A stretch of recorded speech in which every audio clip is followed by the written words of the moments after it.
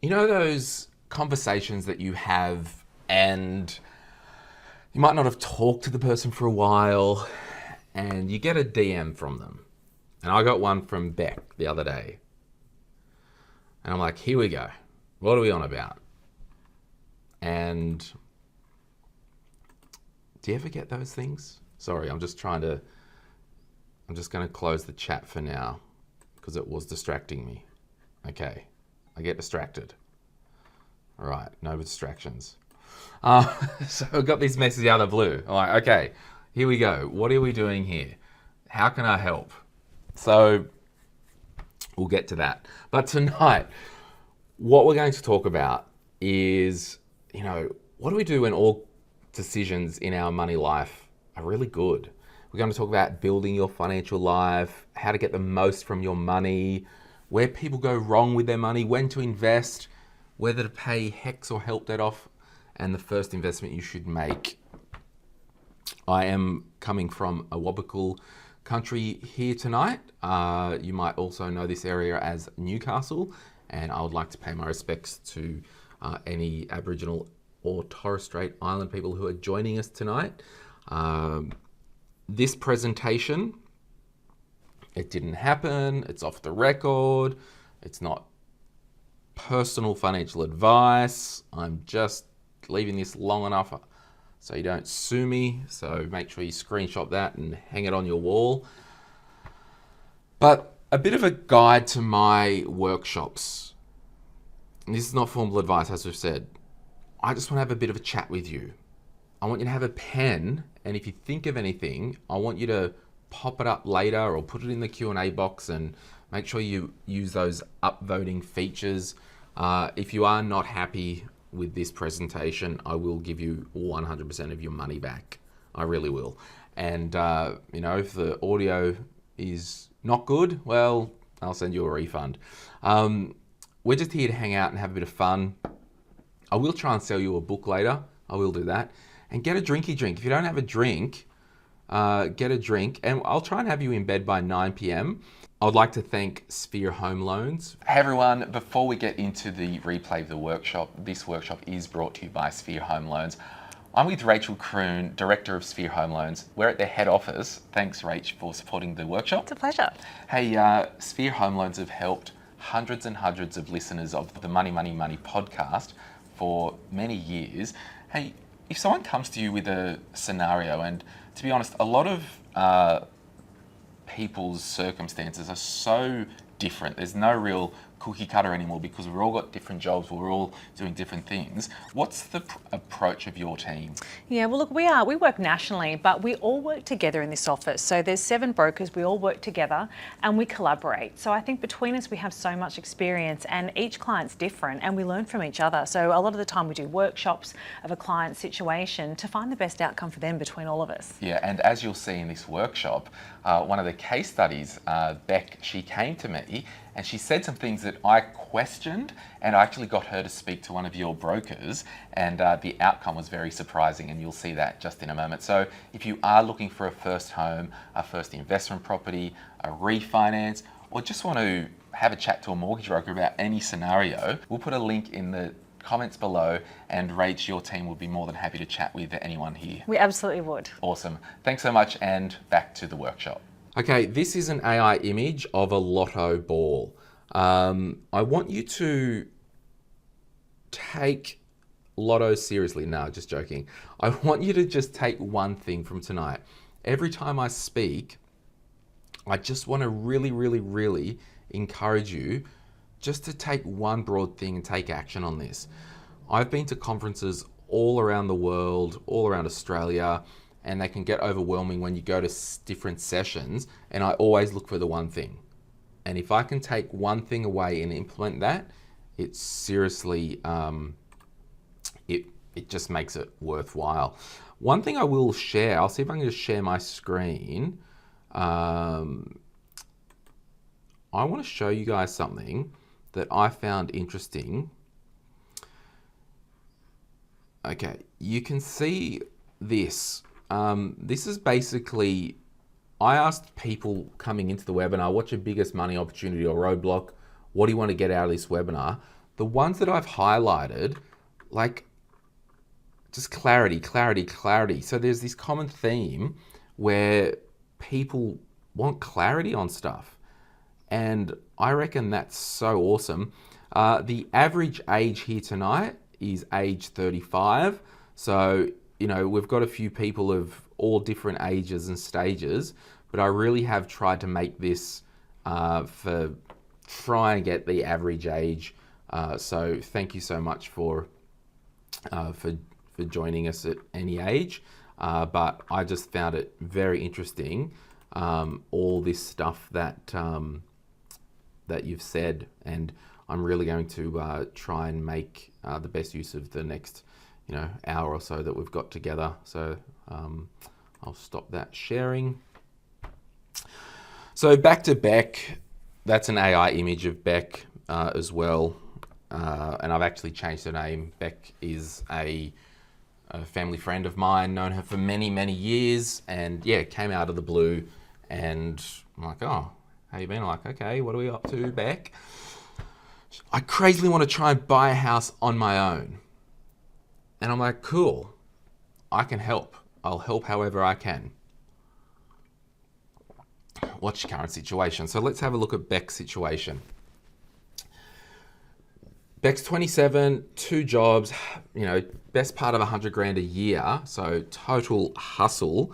It's just been so awesome to see that income. Lives at home, single, a decent amount of money saved, which is great. I don't usually see a lot of people in their 20s with that much money saved. So congratulations. And she continued to say that a mortgage broker said that she could borrow $490,000. However, before she buys the house, she has to wait until her probation period is over. Obviously got a new job, and that led it to a $535 purchase price. Now, the area Beck lives, realistically, you are not going to get much of a property or house, or basically anything, for less than 500, maybe. So a couple of things. She said that, when she said that, I was like, that doesn't sound right. So, spoiler alert, sponsor warning. I actually sent her to Sphere Home Loans because I know the best information that she could get would be from Sphere Home Loans, because I just know. So her actual borrowing capacity is 530. She's got a 570 purchase price, and she doesn't have to wait till the probation period ends, right? So part of this thing, and I'm going to contrast Beck's position versus another person's position in a moment. But part of the thing in the money world that I've learned about is we can have these thoughts and the things that we want to do, but we need, and I've said it before, a lot of you have been around the bush before listening to me, you need to get actual data on the table. You need to know what you're dealing with so you can rule it in or rule it out. Now, I did ask Genevieve from Sphere to actually detail some numbers just out of curiosity. If Beck, I was about to say a new name, she's watching, hey Taylor. When we're getting these options, I wanted to see what the borrowing capacity was if she wanted to buy an investment property. It was a little bit less, but it's just so important to get as much information on the table, and then we can start to move forward. Some of the limitations in Beck's situation, it could be the location where she's living at the moment with her parents, and this is a common story, right? She may need to move a little bit away. She might have to move 40 minutes away to get into a property that she owns to live in. The property type is possibly another limitation. Now, in conjunction with the property type and the location, this could mean that the money that she saved isn't going to be enough, right? So at least she's getting a clear idea of the lay of the land, right? And can anyone think, I've actually just opened the chat, Anyone think of another limitation that Beck may have? Yeah, her expectations. Yeah, that also comes into is like, yeah, sure, you might want to buy a house, but you've really got to understand that there's going to be some trade-offs. Yeah, and there's HEX there. We're going to talk about HEX or help debt.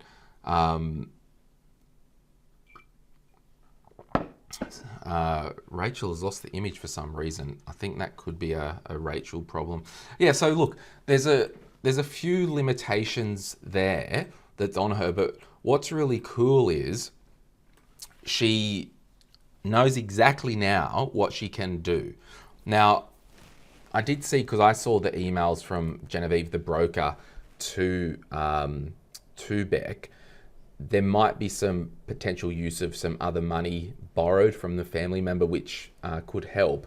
But I just think it's so great that she's got data on the table and can actually start to get into actually seeing if she can buy something. She may need to settle for a 2-bedroom apartment.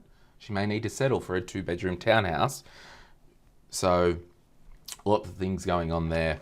Now this is Dave, and this is I talked about the contrast between Beck and this other case study. The thing with Dave, I'll tell you a bit of a story. That's an AI image. Dave's not his real name, but this is a person that I ran into literally in the street the other day. I've known for many years. And he basically was like, oh, I don't know, you know, I've got this money saved. I don't know what to do with it. He's working as a young professional, you know, good income. Now, that amount of money saved absolutely blew my mind. Totally blew my mind. So he's basically, for the last 10 years or more, even in his teens, clearly is a saver, clearly can live off the smell of an oily rag. He's obviously got cheap rent, and he's got all this cash, right? These were the things that he was talking to me about. He said, oh, do I buy some ETFs? Should I buy a house to live in? Maybe I'll get an investment property, buy a commercial property. A friend of mine's asked me to like develop some land with him. Maybe I should add money to super. Does anyone want to put in the chat what they think would be a good option for Dave? Because this gets to the crux of it. Like all these options, they're all good options. Probably would steer away from developing land if it's your first rodeo. Super, maybe not. And that was another thing with Beck before. She might even consider using the first home super saver scheme, obviously, to flush some money through super.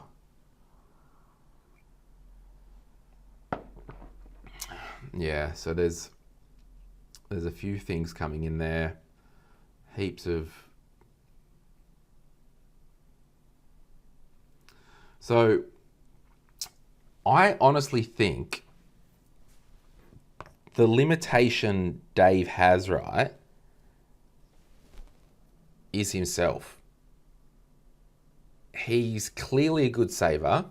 He's clearly analytical, but he's trying to make a money decision and he actually doesn't know what he wants to do. And I said to him, I'm like, dude, like if you look at his situation, I'm like, dude, you've been with your girlfriend for like over 3.5, 4 years. Are you guys going to get married? Like, what's the deal there? Are you planning on staying in Newcastle? Are you looking to travel? Do you want to buy a house to, you know, once you get married, do you want to start a family? Like, what do you want to do? And he actually didn't know. So my challenge to Dave was, and I said directly to his face, we were standing at the front of a cafe on the side of the road, I said, mate, you're trying to make a money decision, but you can't get a resolve because you've not made any plans for your life. And the hookup here, and this is the crazy thing, right? Beck is going to be in such a far better position and enjoy life a lot more because she's clear on what she wants to do. And then she can actually get the, she's got the idea of what she wants to do. She can focus all her energy and feed that money into her plans. And she'll feel fulfilled. She'll feel like she made the right decision. She will have an awesome life. I mean, to have a 27-year-old with 45 grand saved, sure, it's regional New South Wales-ish, but compared to Dave, all the money in the world, and you've literally been going around in circles. I think a year ago, he was still thinking what he wants to do. I'm like, dude, you got to sit down and work out what you want to do, because once you work out, I want to do this in my life, it's so easy to plug the money into it. And the problem is, he's a good saver.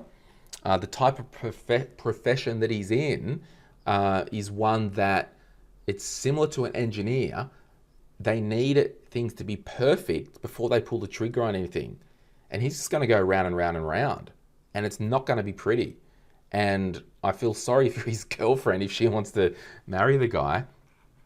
But yeah, Chrissy just said, like a psychologist. And maybe he needs a bit of a money coach, because there is something up there where this amount of money, it's almost like an idol in his life, right? And it's very scary. So I just loved looking at the two contrasts between Taylor, who is crushing it, similar age, and Dave, who could be borderline miserable because he can't make a decision. And I said to him, mate, are you going to marry your girlfriend? Are you going to be together? Are you going to move in? Like, crap will get off the potty. Like, she needs to come into your life, and you got to make decisions together. Because as soon as you get coupled up, get married, what do you want to do? She's got a say in this now. So yeah, I just thought that was so interesting. So what I want you to do now, grab a pen and paper, or your iPhone or Android or whatever you got. And I want you to write down at least 3 financial goals that you've got in your life. People's financial goals could be, I want to get out of debt. You might have some credit cards or car loans. You might want to save and have an emergency fund. You might want to buy a first home. You might want to buy a property. Yeah, surprise twist. Beck is Dave's girlfriend. Dun, dun, dun. Yeah, that would be kind of cool. So just write down 3 to 5 goals that you want to focus on in your life. Could be starting a business. Okay. Could be, I don't know. What are your goals? Can everyone else see other people's chats? Or is it just me? Oh, no. Mitch, everyone, Bianca, the host and panelist. Yeah, that's cool. Okay. Just give me a wave when you've written down some goals. All right, I've got my little wave window. Cool. Heaps of people waving. And we're going to come back to them.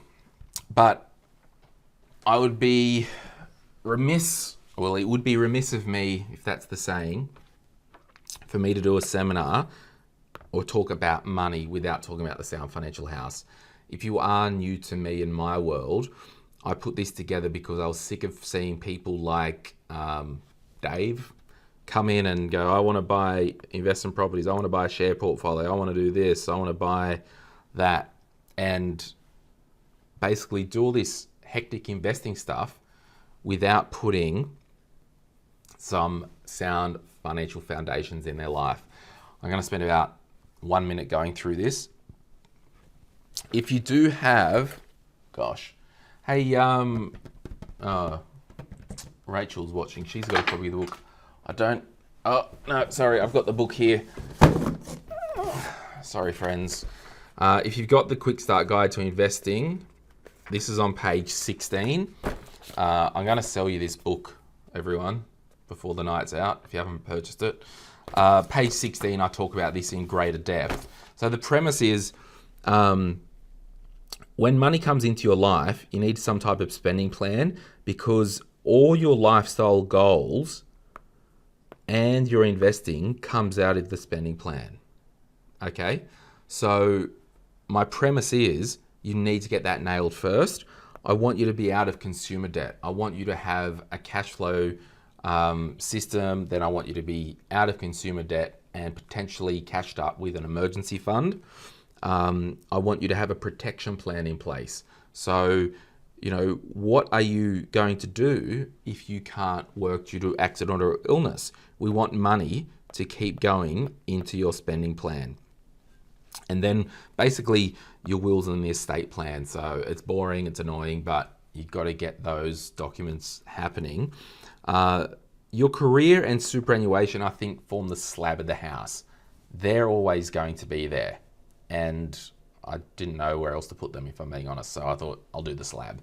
Now, where this could kind of work out for you, you might put your goals as the walls of the house, and out of your spending plan, I don't know, I'll make a number up, $200, $500, whatever the amount is per month.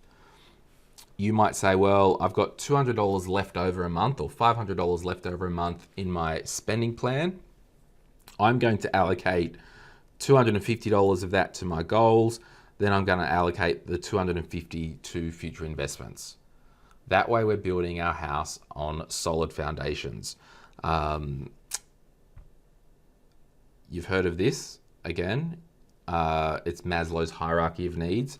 The premise with this is, if your basic needs aren't met, right, you are not playing up here and doing silent yoga retreats. I know someone who's on a health retreat in Byron Bay at the moment. It's $20,000 a week. Wild. They're not going to be doing that if they don't have their basic needs met. My favorite meme is that. Wi-Fi is at the bottom. Give me a hand if you think that was a lame joke. Thank you. Wait to see your hands raised. Thank you. I really was working on that one for some time. So where people go wrong with their money, and this is the challenge, and I personally always have to be encouraged myself with this, we've got our own baseline things. So we've got food, we've got accommodation, we've got transport, we've got clothing. Okay, basic comforts. Like I've got think of a basic comfort in your life. You might have IKEA furniture, you might have Big W, Kmart, all that type of stuff. Then you go into luxuries. So a luxury in your life could be, I get a massage once a week, right? And I do know that for a lot of people, some luxuries, I said once that a pet was a luxury because they can cost thousands of dollars of upkeep. And someone wrote to me and was like, how dare you say that a pet is a luxury? I'm like, hey lady, do what you want. It was an example. But basically premium luxuries, you might have, some nice jewelry, you might have some really nice stuff. And then you basically go up and do whatever you want. All that to say, and I've been guilty of this, it's probably a thing that creeps into all our lives every couple of months, every year, if we're not careful. We get confused and we put this stuff into our baseline needs and as our basic comforts. We're putting luxuries, or as they say in the classics, wants as needs. Okay, so you need to go back through your spending and really look at what you're spending and have an honest discussion with yourself and work out, is this a basic comfort? Is this, I need this, I really do, or is it a luxury? Because for someone like Beck who wants to buy a first home, she's going to have to make some trade-offs and maybe put the luxuries on hold. She's not doing the whatevers because she's focused, and you really want these categories, well, all categories, to be as lean as possible while you're going after your financial goals. So when should people invest? Well, what they should first do is get a copy of this, the Quick Start Guide to Investing. There you go. I'm going to put a link in the chat. Hey, if you've read it already, put your hand up if you found it useful. It's still only new. Yeah, heaps of hands going up. Mitch, Amika, Stephanie, Candy, Carly. Yeah. So if you haven't read that yet, I implore you to buy it because it will really help you. So when should you invest?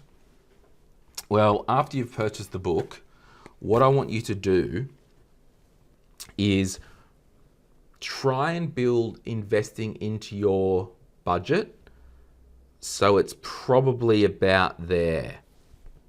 You know, over the years, when I've had designers do this for me, I put the line there and like, oh, is the line supposed to be in there? Like, no, I want you to start to build investing at the top end of your basic comforts before you start spending money on luxuries, all right? Let me see if this poll thing's working. Zoom might have sped up by now. I've just launched the poll. When it comes to investing, how would you rate yourself?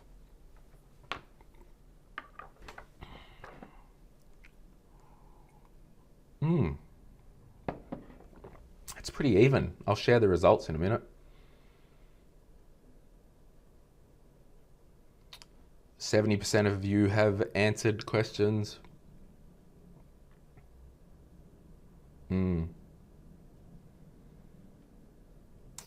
Yeah, so there's around, I'm going to stop the poll in 5, 4, 3. And shout out to the person who's dialed in on their phone via Zoom.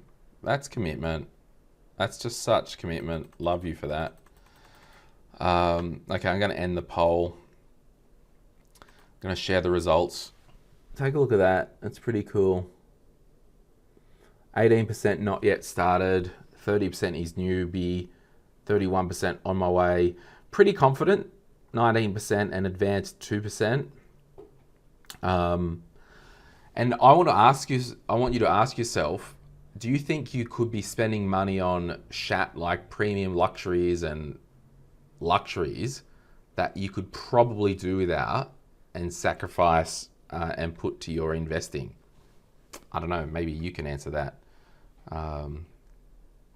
So yeah, there's a link in the show notes to this book. And actually, yeah, while we're on this, basically for those who are not yet started or newbie to the investing thing, I want you to, this summary, write this down everyone if you're not there yet. It's on page, I don't even know. It's in the book. Page 206. Before you do anything with your investing, a lot of people basically, they start there. We just go, let's just buy shares. It's like, yeah, that's cool, but what are you investing for? Have you nailed your investor mindset? Have you really got to the bedrock of what investing is and how it's positioned in your own life, right? So many people don't do it. So many people don't get that part nailed. And then they don't look at the strategy for ownership structure. You could be investing now in your own name. Like, there's a lot of people on this call tonight who are over 50. Probably put the challenge out there. If you're not investing in super, why not? And we can answer questions later on that stuff. So basically, the reason that I just so want you to get a copy of this book, because so many of the questions that I see almost daily in the Facebook group are people wanting answers to stuff, which is fine. But if you take the time and know your why, get your mindset nailed, and buy it in the right way, seriously, that is more than half of your investment problem solved. Because I've been saying it for months, it's easy to invest, it's harder to stay invested. And I forgot to share the results before, but this was the poll. Or did I? Forget. So, when to pay off your HEX or HELP debt? Just raise your hand for me if you've still got HEX or HELP debt, or you're currently accruing HEX or HELP debt.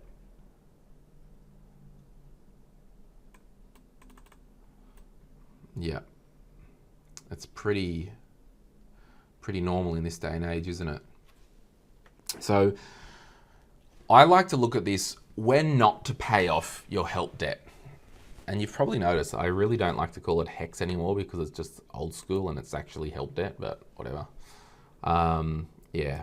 So these are kind of, and if you want, take a photo of this for later. I'll just smile. Take a photo, a screenshot. They're pretty much the reasons why you wouldn't pay off your HELP debt. Put in the chat of any other reasons that you wouldn't pay off your HELP debt that you could think of. I've opened the chat. I'll just leave it open now, but it's your fault if you distract me. Has anyone smoked an Apple Pencil before?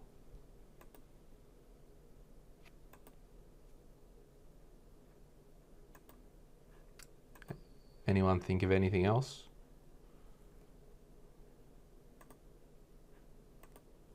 And just make sure you do the messages to everyone so everyone else can see it. Yeah, it dies with you. That's a really good reason. Yeah. Yeah, there's no discounts to pay it off if you've got health issues. So it's basically, you've just got to see HELP debt as a tax on education. And for example, Taylor is Beck's name. What up? She doesn't have any HELP debt, but if she did, and she had maybe $5,000 left, for example, Sphere Home Loans will give her the scenario to say, hey, if you just used $5,000 of your savings to clear the HELP debt, you would actually be able to borrow more. So in those situations, you just do housekeeping and get rid of it.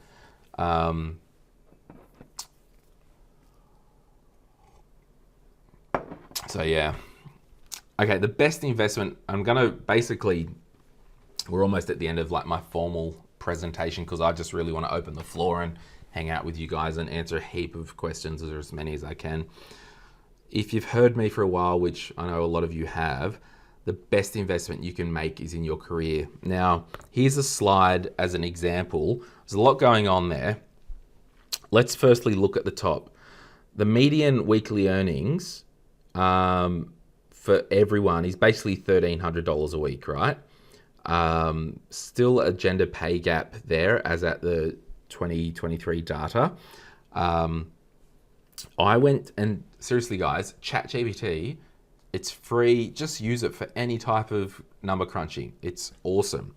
I basically was like, hey, if someone earned $1,300 per week from age 28 to 65, index that by 3%, what would the total career earnings after tax be in today's dollars assuming a tax rate of 30% each year. Now, that's very bushmathy, but I just wanted to do this in today's dollars to show you that that medium weekly earning of $1,300 in Australia would get you about $3 million. So you are the best investment. The person who's sitting right here watching me crap on from my apartment with tea spilled everywhere, you are the best investment you can make.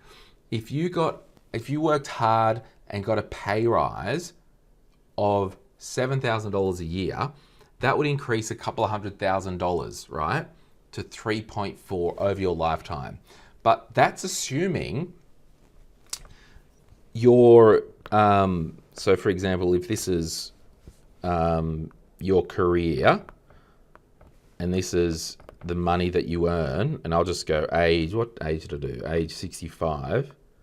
That's age 65, and that's, I'll just say now, that's basically just assuming this, right? If you really get stuck into it, I reckon you can like almost do that with your career. And one of the best examples that I used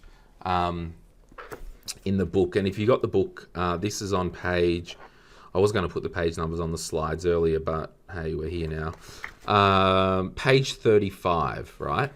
What I wanted to do, quick start guide to investing, guys. If you want to grab a copy of the book, I'd appreciate that. I told you I was going to sell you a book. What are you upset about? Gosh, back off. My premise in the book as to why your career is the best investment, right? If you had a portfolio of $20,000 here, right? And it was just in cash over 1 year, you got a 5% return, basically $1,000, right? But if you invested your $20,000 in an investment that was a startup company that got 50% or a $10,000 return in 1 year, that is fantastic. But the problem is you've got your 20 grand hanging out in the most risky part of the wealth spectrum. You really, with your long-term investing, need to be sitting in here. You don't want to be in cash. You don't want the lion's share of your money in risk town. You need to be in here. And I think there is less inherent risk in your life. I'll give you a bit of a break from the slides. There is less risk in your life if you worked hard, studied a bit, got that pay rise. What if you could get a $5,000 to $10,000 per year pay rise?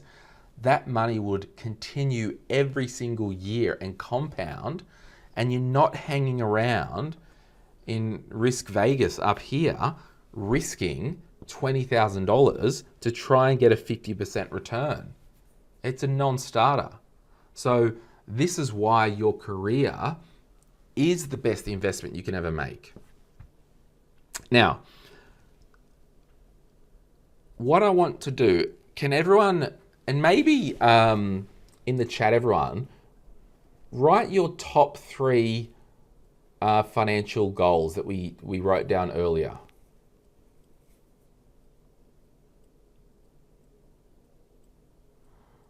If you're brave enough. And just try and do it to everyone. And if you can do it in the one thing, no, maybe it doesn't let you. Maybe separate it with a comma. Yeah, there we go. On your Tim Frisk. So I think Tim, today when we were doing a tech check, Tim jumped in, and I don't know how long you're in there, but yeah. Support my wife to get elective surgery, get started investing, buy a house, live off dividends, invest 100K, buy a house, insurances, 100K loot and dream house, love it, pay off car, emergency fund, grow investments. Awesome. Now what I want you to do on your Alicia, pay down mortgage, build up investment portfolio, travel every 2 years.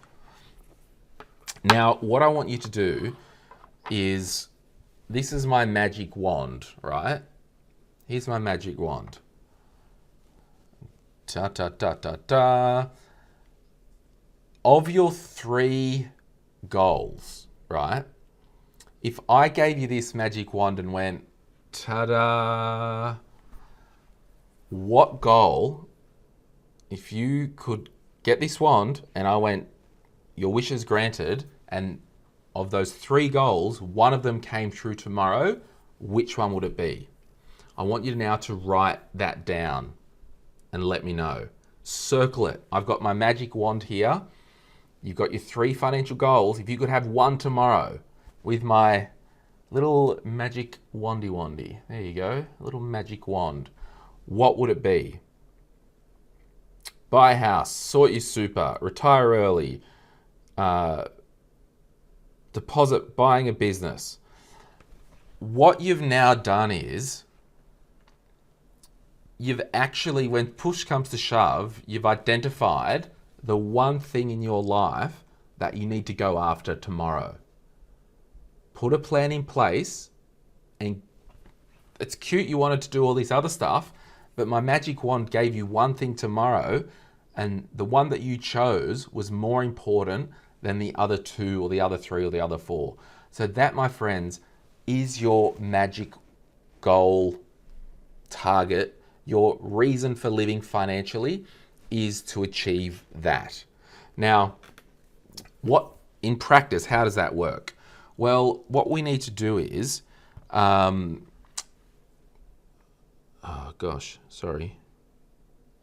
What we need to do is, if you've got a spouse or partner, I would recommend you both write your goals down and try and triage them and choose one that you can both agree on, and then focus all attention on that. And then basically, because that number 1 goal is now your financial reason for living, every financial resource that you've got, every energy that you've got, everything that you've got is going after that one goal. So a lot of people said mortgage paid off, pay off mortgage, pay off mortgage. Let's workshop this a little bit. Does that mean extra income that we need to put on the mortgage? Does that mean that we need to sell so much crap that the dogs worry that they're about to get sold, and put everything on the mortgage? Does that mean you may have to make some drastic changes? You might be able to work remote. Do you sell the bloody house and move somewhere else in Australia so you can own your house without a mortgage? And I know that's a big thing, but this is the type of things you got to think about. An exercise that you could do, and we won't do it now because I do want to get to some questions. What you can do with your number 1 goal, I want you to set a timer of 2 minutes on your phone, right? And I want you to get a blank piece of paper, and I want you to brain dump as many things as you can think about, is if they're ridiculous. If one's like, sell cocaine on the weekend illegally to make more money, I don't care what it is, write it down, just get it out. And then we'll go back through and be like, okay, well, we're not going to sell coke, but we might look at relocating. We might look at doing something drastic. We might look at sacrificing this. We may look at doing that. So you need to get revved up and clear on that one thing, and then plug your money into it. Otherwise, if you don't do it that way, you'd be like old mate Dave, where you've got all this money and you're going round in circles, and another year passes and you got nowhere. So that's kind of my premise with everything tonight so far. You've got to make life decisions. You've got to make goal decisions. You've got to make life decisions and then plug your money into that. Sacrifices will have to be made. Before we get to questions, oh my gosh. I really do want to thank Sphere Home Loans, because if you've got to go to bed, it's almost 8:30. I really do want to thank Sphere Home Loans for personally looking after my friend Beck and all our listeners. And what I'm going to do is put in the show notes, if you do want to, because a lot of you are like thinking house paid off, right? Well, when was the last time you actually reviewed your mortgage? Can you get a better deal? What does it look like to downsize? What does it look like to move somewhere cheaper? And I know we're living in Australia and everything's bloody expensive, but what can you actually do to move the needle on your goal? If a goal of yours is to buy your first home to live in, if a goal of yours is to buy an investment property, speak to Sphere Home Loans, get some data on the table, okay? That's all I'm asking. They'll have a team of people there tomorrow, the next couple of days, book in, get them to run some numbers. It's seriously like, get data on the table. Now, I'm going to now open up to questions. Just maybe before we do that, can I just see a show of hands if you've got, just from my little mini presentation there, have you been encouraged in your own financial life to make some type of radical change, to actually get serious about one goal, to really think about maybe one thing that I've said that just tickled you in the ribs a little bit? Are you going to, or put in the chat, yes, yep, because I can't do that much from my house in Newcastle, but I can get you focused on your own life. Okay, so we've had a handful of people that have been encouraged by that, so thank you so much. Let me now get to the questions, and remember, you can upvote the questions.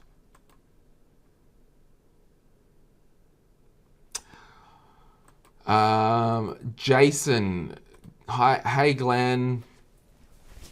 If you can put your questions not in the chat, in the question and answer box, because people can upvote them.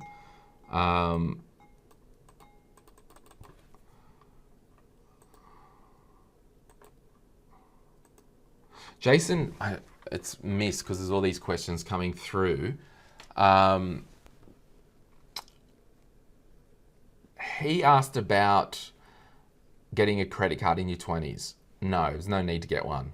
Absolutely no need. I've recently got, I've just recently done an experiment with a credit card myself because I just wanted to try a few things, and you don't get one. You don't need one. Okay. The questions are going. Cameron Lynch, what's the difference between a will and an estate plan? Your will forms part of your broader estate plan. So I'll give you an example. My will includes all my assets, such as cars in my name, bank accounts in my name, anything in my name. It will have things that I own in there, property, all that stuff. Your superannuation doesn't form part of your will, so you will need to put beneficiaries on that, and organising those things are part of your estate plan. Okay, Dave said, sorry guys, Zoom is really unstable. Hey, I've been like your mate Dave, stuck for 2 years with a bunch of cash after selling an investment property that lost me about 100 grand. And due to the moving around the country for work and the bad experience investing in property, currently own no property, but now I feel like most of my net wealth, probably 70%, is already tied up in the stock market via super. So hard to make decisions between taking big risk and trying to jump back into property again. So, Dave, I'd probably say to you, if you are looking at property, again, is it a house to live in or is it as an investor?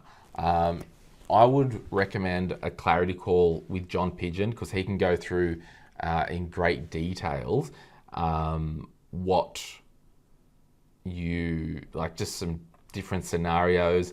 It's a mindset thing. Like, you've lost 100 grand and you've moved around. Yeah, it's got to go back to, what do you want your life to look like, Dave? Do you want to be in the location that you're in now? Are you happy to be there? Are you keen to put roots down? Does that mean buying a house to live in? I believe the house that you buy to live in, sure, you want to buy a good buy, but at the end of the day, if you're going to be there long term, buy a house, live in it, get on with your life. Don't try and make money all the time out of, but you probably will anyway because it's Australia, but you know what I mean? Like, just have it as, I'm buying a house for security for the future.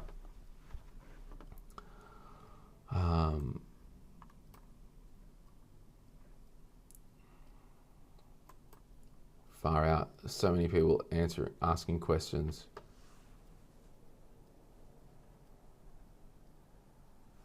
Yana, so good. Having a notepad to stop and clearly think for 10 whole seconds and write down a goal just clarified so much for me. Yeah, and that's it. Like, and if you do need to jump off now, like, that's all good. I'll probably stay another half hour and just answer questions.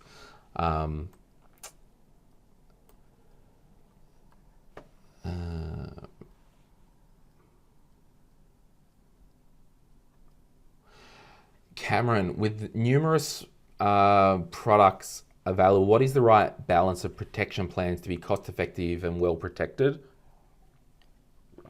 So Cameron's talking about insurance there. It's that dance between, I don't want to spend all my money on insurance and I need to take some risks myself. Literally today, I just got a letter from my insurance company because I reduced my covers because they were just increasing too much and I didn't need that. And it's always that constant balance. I don't want to carry all the risk myself, but I'm happy to take some risk and not spend all the money in the world on insurance. Brooke said, does the book cover record keeping? To the extent that, no. Well, basically, if you want good record keeping, don't use a brokerage account, use a platform. I don't use a brokerage account, I use a platform. So, oh man, okay. The Zoom bloody chat box has frozen. I honestly can't believe this, guys.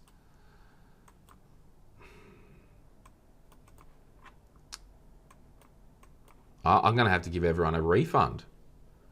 I really am. All right, let's see if I can do it here. I've made the chat box. Okay, Anonymous. Thanks for this webinar, Glen. Growing wealth by living in a capital city, Sydney-sider, would it be important to invest in property to take advantage of the power of leverage rather than investing in ETFs to catch up with the... Yeah, I mean, I think, you know, when it comes to property, the leverage argument is always there because it's easier to get money to leverage into property than it is to leverage into shares. So, an example, I've got, so if you're borrowing to buy shares using a margin loan, the interest rate's going to be probably more than it is with a property. There are less options for lending. If you get a margin call, if there's been a hiccup ever, you could get flushed. So if you are wanting to do the whole leverage thing, property is certainly the easiest way to do so. Nancy said, what would you suggest if someone is literally uninsurable, have a mortgage and two people, one is insurable, but the other due to health insurance? Yeah, so when you are not insurable, you've probably just got to understand that life is just extra risky for you and you might have a bigger emergency fund. You might try and, I don't know, it's just got to run the gauntlet, right? It's just about being cash heavy. I'll definitely look at accident-only income protection and accident-only death cover. That's a no-brainer. In fact, if you want to reach out to Sky Wealth,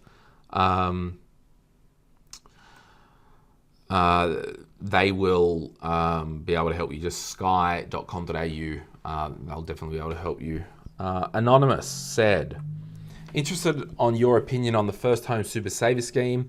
My partner and I already have our own apartment in Brizzy and we didn't use it, but surely keeping money in super and getting the gains long term is better than buying a house and living off the relate and having all the related expenses. The first home super saver scheme, I'm a big fan because you can effectively flush money through your super account, and the maximum wash up, I think last time I checked, you could save up to, I think, around $6,000 in tax just by putting money through super. There are a few extra hoops to jump through, but everyone's super fund would have easy details on that process. If you change your mind, you can get the money out with a little bit of a penalty. Wondering if adding more to my HEX debt is a good idea when I'm not even using... far out. So many questions coming in. They just keep moving.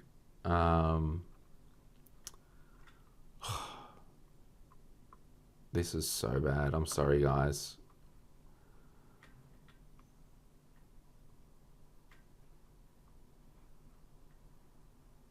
Okay, I'll just move to the next one. Taylor, 19 and single, wanting to buy a first property, rent vest, and it's not the Taylor that was Beck.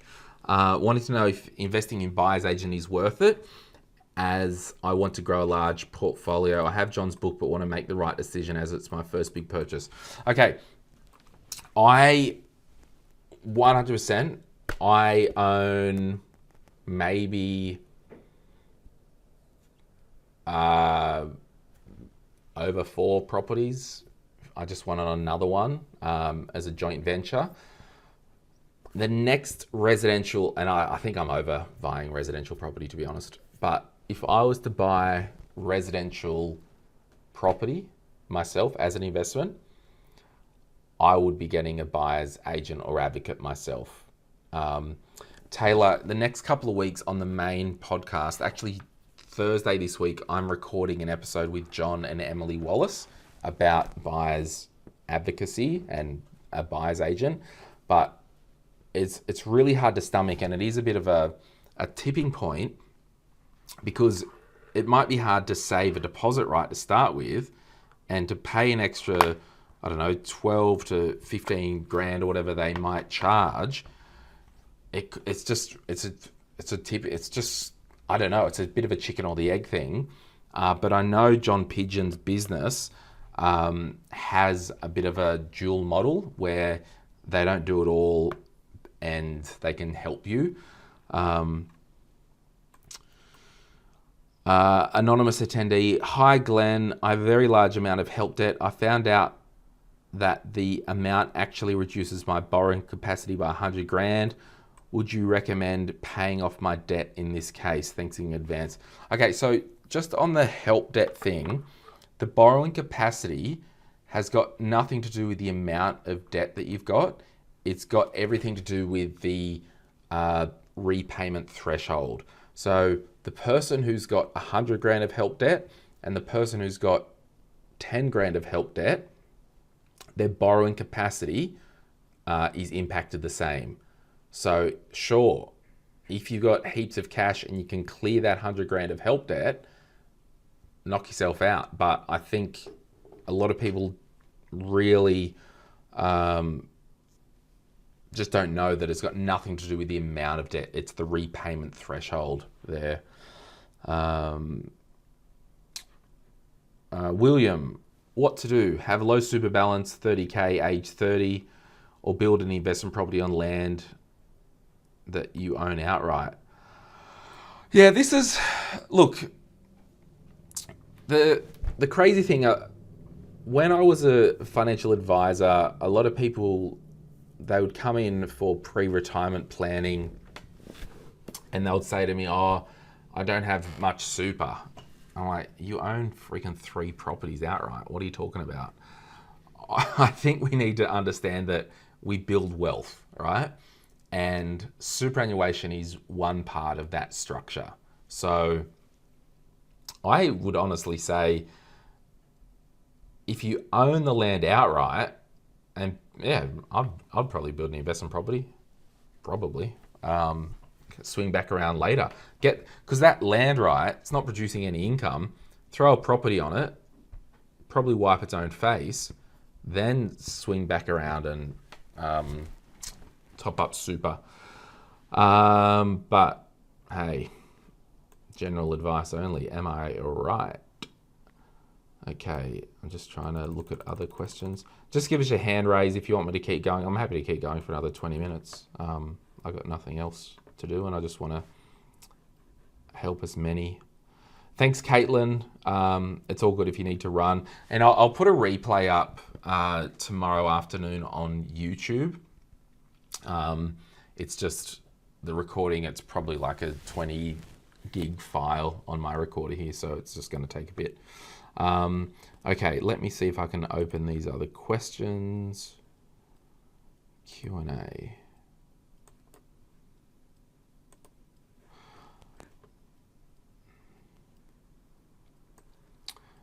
Catherine, I'm in a position where I'm not really sure what the next 3 to 5 years hold, so I think it makes the most sense to stay cash heavy. Yeah, I'd probably say you're right there. How do you recommend staying motivated to save in these circumstances? Well, the good thing is you know what your life looks like, or the best case scenario that your life looks like over the next 3 to 5 years. Remember, we don't invest money unless we don't need it for 3 to 5 years, right? So how do you stay motivated? The best thing to stay motivated with saving is, one, out of sight, out of mind. Just set an automatic savings account every week. Takes the motivation away because you don't have to do it and just focus on living your life. That's one way. Other way to keep motivated is to really keep the goal top of mind and the why you're doing the goal top of mind. Okay, so you need to always be focused. And life goes like that, but on balance, keep that goal top of mind, what you're working for, and then keep the why. I want to save up and buy a house in this area in 4 years. Why? Well, it's going to be a better lifestyle. It's a bit of land. It's closer to friends and family.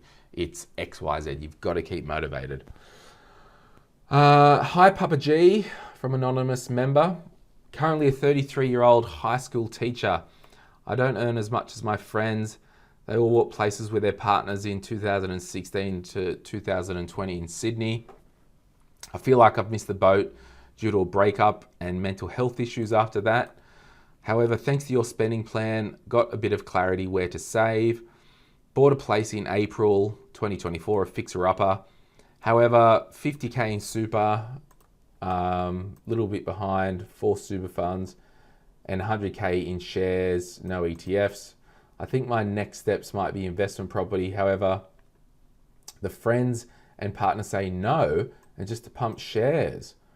After sitting on the fence for the last 5 years, I don't know if this is the best way forward. Well, how about this? In my life, I do what I want to do. And maybe you need to do what you want to do as well. If you want to buy an investment property, do it. Do it the right way. Get John's book. Learn. If you need to buy a buyer's advocate, do that. But this is, friends and parents say no, and just to pump shares. That's cute, but you are you. They are them. England is great. Not really good at English. Anonymous. How do you foster the feeling of having enough, especially in this cost of living crisis? I know I'm doing pretty well based on your stages of wealth episode, but with the high mortgage costs, things feel tight, high income but feel poor. Yeah, I just think life is a film. Motion pictures literally used to be, and I think they still are to some extent, series of photos sped up. We are just going through a stage that it's moving, but it looks it's the same. But all I can say is you're not the only one feeling this way, and it will not be forever. We may need to move interstate to a more expensive region in 8 years. Currently own our own home without a mortgage and can save 100 grand a year. Currently splitting between shares and super. Should we be saving for a deposit for a second home or just keep going on shares and super? Do what you want to do. How about that? And there are no shoulds. And that's why I'm a bit like, if you want to do that, do that. And this is where it goes to like, all the decisions that we've got are good decisions, right? The fact is you're saving 100 grand per year. You're splitting it between your equity portfolio outside of super and your equity portfolio inside of super. Should we be saving a deposit for a second house or just keep going on shares and super? Yeah, do what you want. Like, you need to hear that. You're allowed to do what you want. The reason I'm over residential investment property is because I just hate the maintenance drama and dealing with all that stuff. Caitlin Moore, wow, Glenn, you have the voice for podcasting. Well.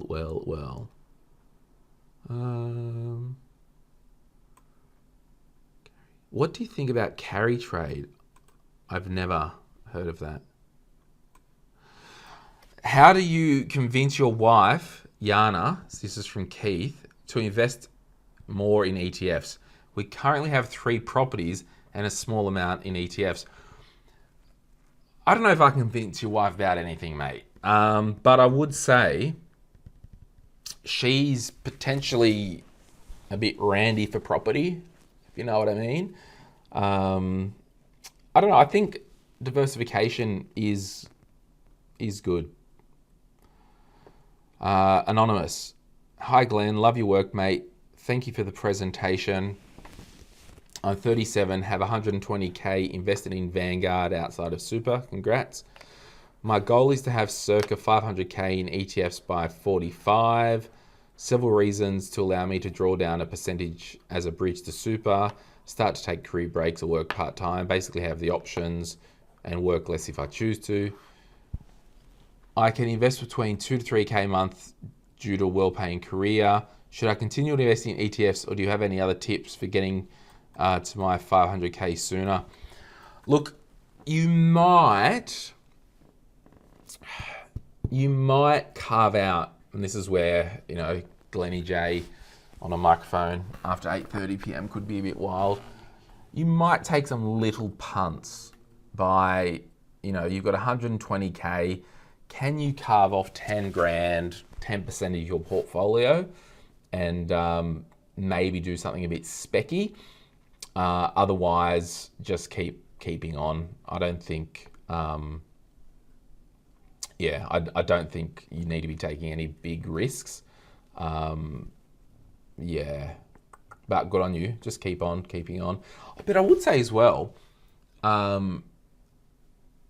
why couldn't you really start to, you said you're 37 and by 45 you want to start to take career breaks. My challenge to you would be to try and start to live that life now, however that looks. Don't know. Anonymous. Shout out to Nick Bradley for being a legend.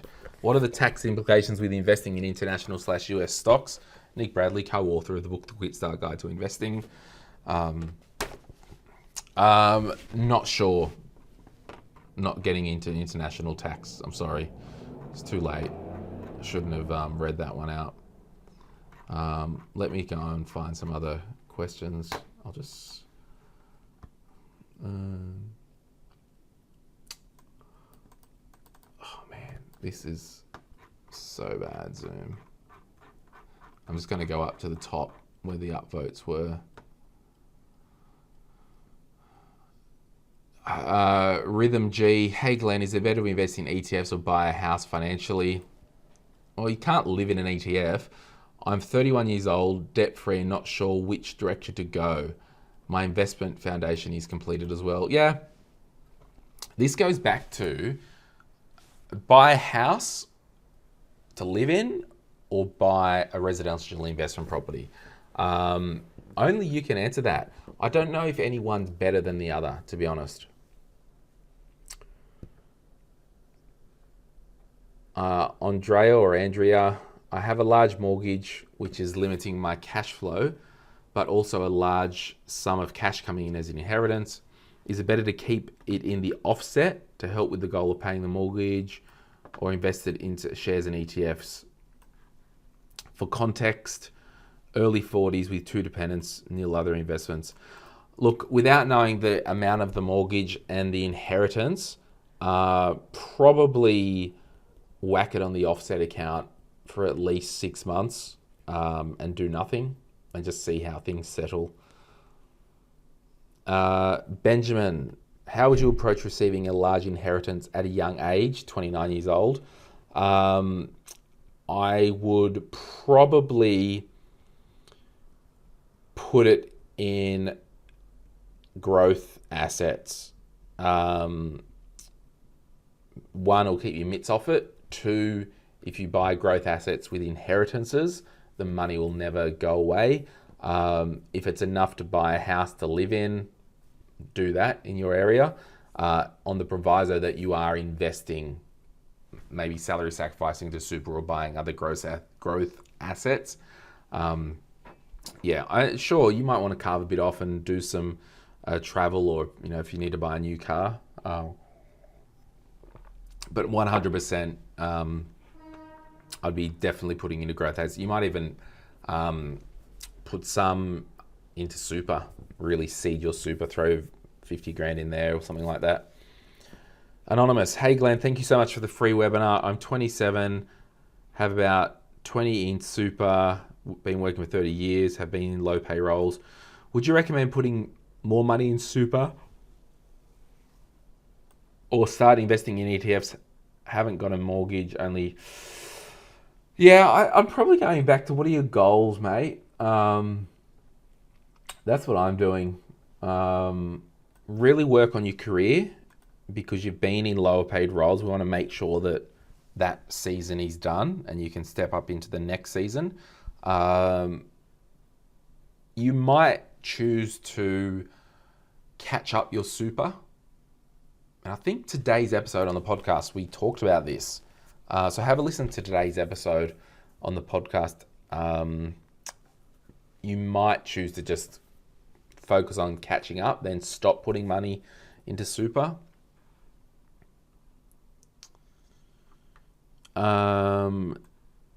Matthias, can you explain the tax structure of turning your PPOR into an investment property and any deductions from doing this that is tax efficient? I've read a few posts in the Facebook group. All right, I'm just going to get my drawing up and you can watch me draw. So basically, this is the PPOR, and I'll just use round numbers because it's really simple to understand.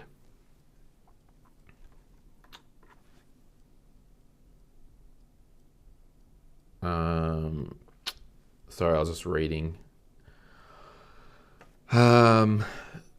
If there was a mortgage of $1 million on your PPOR, and you had an offset account, and you put $500K in that offset account, you would only be paying interest on the $500K. If you wanted to buy if you wanted to buy your next PPOR and use the money that's in your current PPOR and turn this into an investment property, we'll just say that the new home is $1 million purchase price. We would effectively take the 500 grand that's in the offset account and pay the 500 grand into there. So you've only got 500K mortgage, and this mortgage would stay at $1 million. So that $1 million, the interest is tax deductible. Where if you actually paid down the mortgage and borrowed money out of there to put into your principal place of residence, your new one, you wouldn't be able to claim $1 million on tax. You would only be able to claim $500K because... Does that make sense? Just give us a raise of hands if that makes sense. Yeah, there's hands going up. Yeah. So that's why it's so important. There was another question today in the Facebook group where someone had an investment property, and we'll just go investment, and we'll say the investment property is worth $1 million, and they wanted to buy a house with equity from the investment property. So that would mean even if they put 200 grand of equity into the house from here, it's cooked because that 200 grand, it's not tax deductible. It's getting late. I'm fried.